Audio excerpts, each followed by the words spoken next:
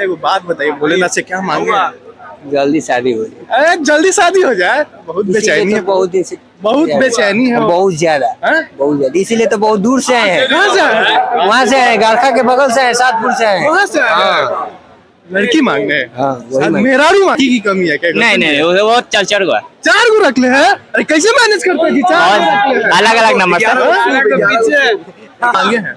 मेहरारू मांगने के लिए आए हैं, सब मेहरारू मांगे हैं वो। इसीलिए ना आया है। हैं? बात नहीं करती है। बात नहीं करती है, रूसल है क्या? हाँ, रूसल। वही तो बाबा से कहने है कि मनवा दीजिए। मनवा करी? हाँ। बाबा मनवा देंगे।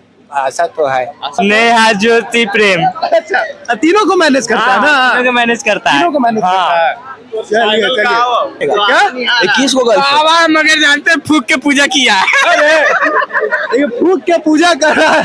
चिल्लम की पूजा हो गया। ढोंगी ढोंगी। ना हमारा अभी शादी नहीं